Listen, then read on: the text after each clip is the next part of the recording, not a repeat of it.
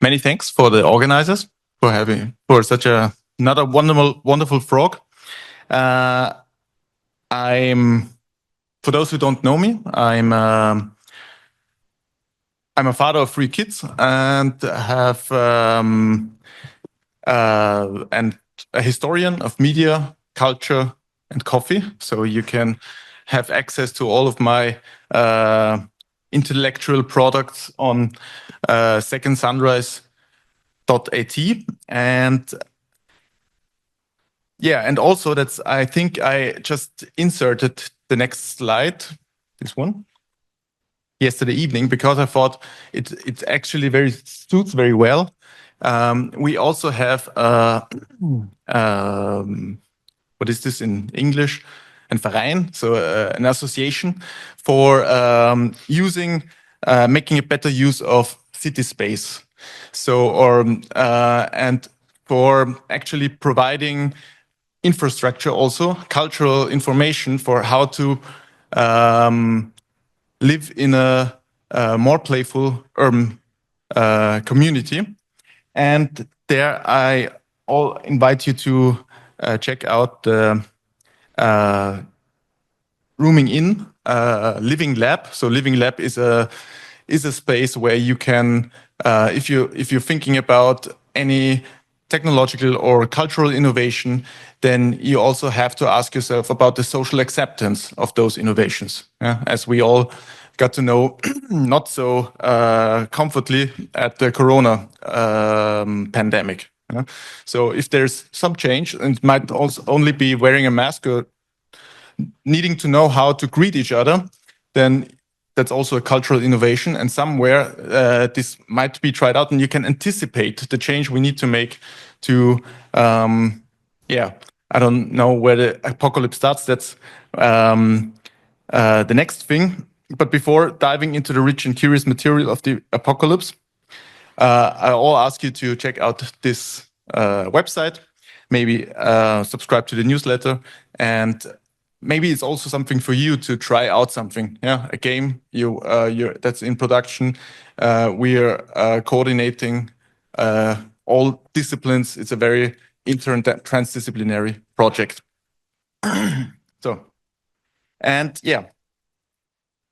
Also, I'm running a research project called Ludological Investigations, Game Design in Terms of Cultural Techniques, that received funding from the Intra program.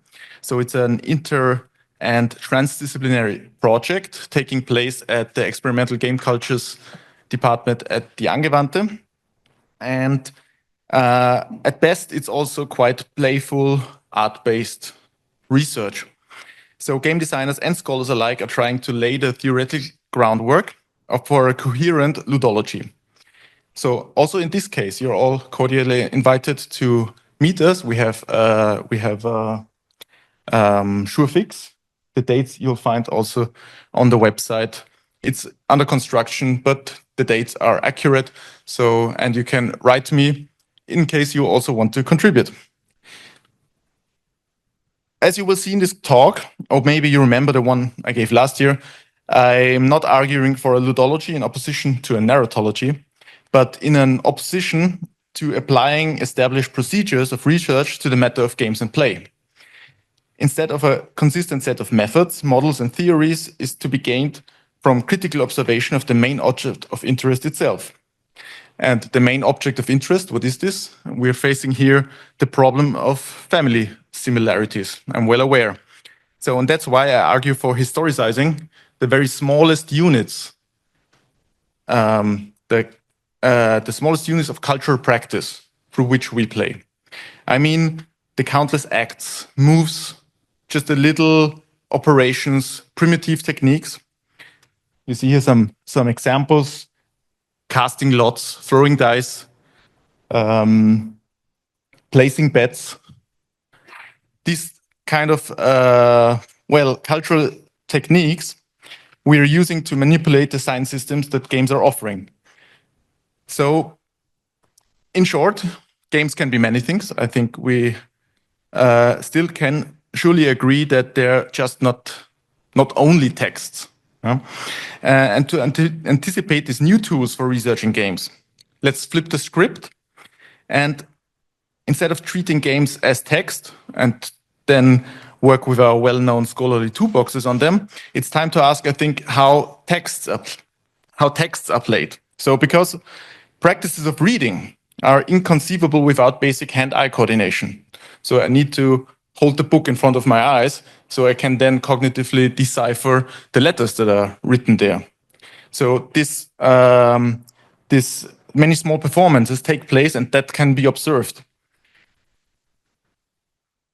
So a coherent ludology, I'm making the claim, starts with mapping these ways of reading, with indexing all the cultural techniques that are necessary to organize and access any amount of writing and encoded knowledge that is visually presented for autonomous appropriation. So any reader can take the knowledge from a book, and this is done in form of these cultural techniques.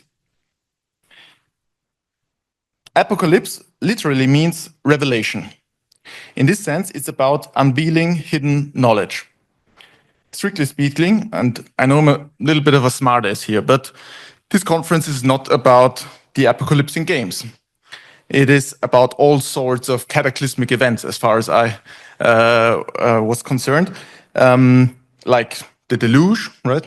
So the Great Flood, that means cataclysmic then, or any other catastrophe that depicts the end of the world as we know it, mainly in entertainment media.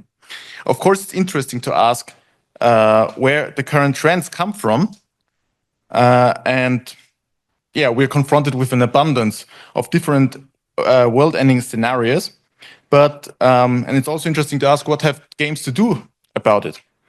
But there is an apocalyptic thinking in pursuit of ludology I'm going to specify. And it's not prepping for the next blackout, nuclear winter, or zombie pandemic. So the questions I ask, how precisely can games contain revelations? And that's not a trivial question. It's not about surprising plot twists, but revelations, because let me start this way. Games need to be clear about the options players have. Otherwise, they couldn't play out or play the games as they are intended. So therefore, apocalyptic thinkers ask, how can I reveal knowledge to those players who actually know everything about the game? How can they connect the knowledge they gain from playing the game to the world outside of the game? So that's a bit of a problem because every game sustains a world that is imagined in suspended disbelief. So to tell them about the end of all things in this imaginary world means to disclose their complicity. And how can you get away with being such a spoilsport regarding your own designs? So, and that's why I think eschatological writings allow ludic engagement with the text and tell the readers about their part in this imaginary world. So that analogously, if the imaginary world is referring to the actual world we're living in, then we have this in-game perspective on things that happen outside of the game. So, but to reveal something has to be hidden first. The story of Pandora's box from ancient Greek mythology is actually not about the end of. It's not about how the end of our world unfolds, but rather about how it became the flawed one we now inhabit. So it is Pandora's box itself is badly translated and should be actually more thought accurately as a jar. And this box is designed by the gods as punishment for humankind, because Pandora carries this box as a present, but opening it releases all the bad things into our world as we know it today. It's rather similar to the story of Adam and Eve. In Christian mythology, they are seduced by Satan, as we all know, to eat from the tree of knowledge and consequently are expelled from paradise. But still, in any of these cases, an end to the world is triggered by the box or biting into an apple. And Pandora is the first mortal woman sent to Epimetheus, the brother of Prometheus. And there is a speculation that Prometheus, the Greek Titan, turns out to be the god in the Abrahamic traditions, because he created mankind from clay and then acts in their favor and steals the fire, the heavenly fire, and brings them to the people so they can make good use of it. He brings them technology, actually. So his name translates as thinks before, while his brother Epimetheus thinks after. And tempted by Pandora, he marries her, which leads to opening the box. And so the tragedy unfolds. Evil is freed immediately into the world and is all over the place. Things like illness, war, age, global heating, mass hysteria, you name it. So all of a sudden, these troubles are everywhere, and the only one thing sticks around, sometimes they write on the bottom of the box, and that's hope. So the moment the lid of this container is opened, and that triggers an event of biblical proportions, and mankind realizes that its golden age, free from any material limitations, is now comes to an end, and it gains hope instead. So in punishment of the hubris, people ought to believe that they can somehow reverse or mitigate at least mitigate the suffering that has now been unleashed. It is this positive feeling that makes, in a perfidious way, sure that mankind keeps on struggling, because they are now doomed to labor, cursed to improve the conditions of living without ever ultimately succeeding. So this myth tells a story about the manufacturing of games, I would argue. Zeus hands his prototype of an engaging play experience over to the more skilled craftsman Hephaestus, maybe a 3D artist and a sound engineer at the same time, who works it into a very convincing aesthetic that is Pandora herself. And Epimetheus, seduced by Pandora, the all-gifted, launches the game. Because of hope, he is willing to learn from his mistakes, to retry, and probably get better and better at some point ahead of the game. Don't we all know this moment when we were thinking, I shouldn't have started this game in the first place. What a waste of time. We gave in like Epimetheus, the one who thinks afterwards, when he is already trapped in the conditions he is interactively part of creating. So, admittedly, we're all knowing, of course, that games are a waste of time. And we know what we're doing when we play them. That's because we're also heirs to Prometheus. Pandora is sent as a punishment for the technological advantage mankind has at hand without the gods' permission. So the appropriation of knowledge comes with the necessity of using technology to constantly mitigate the problems that are endlessly evolving. Also, for example, around the use of what, really? Okay. Huh? Gasoline. Okay. So the process of civilization itself initiated by the Promethean act, that is the taming of fire, is definitely entangled in this messy affair that humanity is now. So that the hope from the box is the same that lets us nowadays buy into the power of new media, because the possibilities seem endless. Shiny products are presented to us as all gifted entities.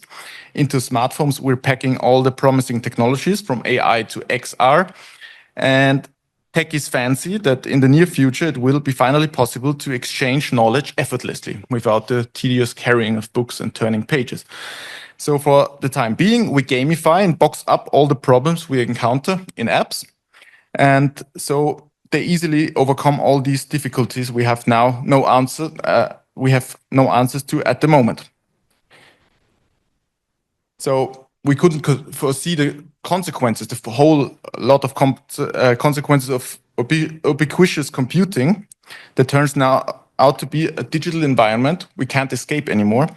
And who signed up for an online course about how to digitally detox? Anyone? So the primitive and thoughtless action of opening a container reveals the truth about the mortality of human life. In a post-apocalyptic thinking, humans are accommodating themselves with the cultural sphere they have created and are now surrounded by irreversibly. This moment of opening a container releases pure evil and hope at the same time. When done properly by a god, the cultural technique of prepackaging a revelation within a very basic primal operation, opening, closing, sets knowledge free. And that knowledge unfolds in a social dynamic which humans find themselves entangled in. Also, John's revelation, that is the Apocalypse with capital A, is a matter of hope. So the early Christian needed it because they were living miserably under Roman reign. It is written down to inform all the Christian communities scattered around the Mediterranean antiquity about what's going to happen soon. So his prophecy brings comfort because the hostile world for these early Christians is about to end. The Apocalypse itself contains another revelation to all mankind, and that is Judgment Day. It announces that the believers that have now been mistreated unjustly, that they were actually right all the time. So their suffering makes sense now.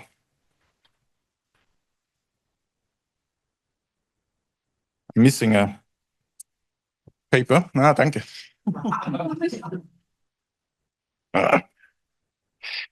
Yeah, and all this is a perfect example of remediation, the refashioning of former media through latter ones.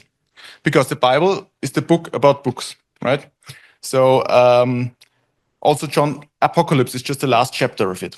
And the last chapter of this is then a documentation of a correspondence. So the orality of a personal revelation somebody has, a prophecy, is contained by a writing, a letter. Yeah? And this vision, again, is an immediate revelation by God himself. And it says that at some point it involves a book with 7 seals. So metaphorically also it contains several revelations. We all know these pictures by Albrecht Dürer.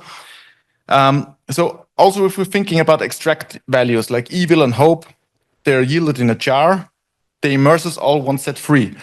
But this primal operation of opening and closing a container processes godly knowledge in a substantial way. It turns form and content inside out. John's book with the 7 seals is inscribed on both sides. We also have to, it negates the fundamental difference of inside and outside. A book is because it is a scroll that is written on. So not the book I was just showing you. That's also a translation mistake, kind of. The book with 7 seals is actually a scroll, and it is written inside outside, so you don't know what's coming out, where something comes out of it. And just like Pandora's box, also the book, so that would be a codex or a tome, a collection of pages that also implements a certain way of organizing the writings. And Hans Blumenberg noted about the scroll in his Lesbarkeit der Welt, the readability of the world, that the stars are falling from the sky on the right side in the Apocalypse is corresponding to the letters that are disappearing when I close a scroll. So the end of the surrounding world equals the end of the world we are immersed in while we're reading receptively.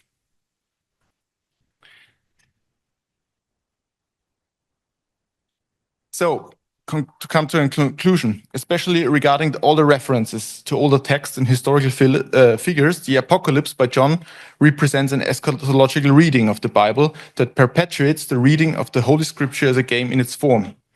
So thus, the text is not seen as a message with the primary apostolic meaning, function, so I need to inform you about this prophecy, but it needs to be delivered to the faithful so they can, by themselves, read again and read again their own, the religious text, and make sure that they're reading it right.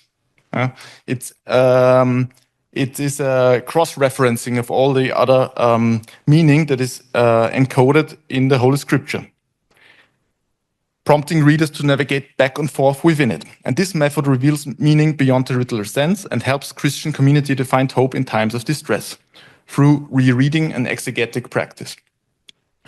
So to bring a more modern example of media culture, I can show you my pet subject, and it's not far-fetched because the Orbis Pictus was an immensely successful pictorial encyclopedia to teach children Latin and delivers the first formulation of a game-based learning.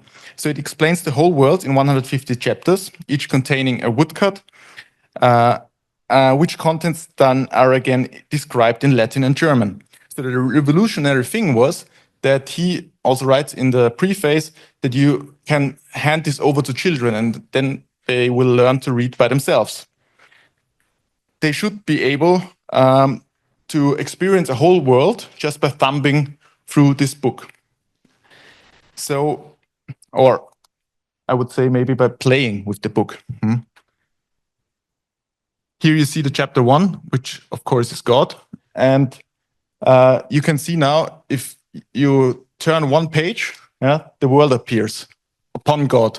So the moment of creation is turning a page in this book. And so does the whole natural history unfolds and goes on and intertwines with the cultural history, as you can see here. So you see the birth first and the humans, how the humans eat and what crafts they do, how they play.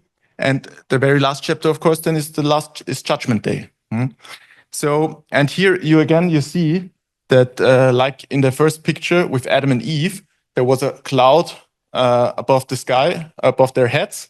And now the body of Jesus Christ is breaking through the clouds. And also God is again reappearing. So they're all projected into one single frame. These first pictures of God, the world, and now Judgment Day as the final stage where all comes together. So by playing, in the broadest sense, from participating in sports, acting on a stage, engaging in gambling, to using entertainment software, we are operating on a prediscursive level. Our bodies are interacting thoughtlessly with trivial media like containers, doors, buttons, levers, wheels, lots, dice, cards. And so we process cultural dynamics.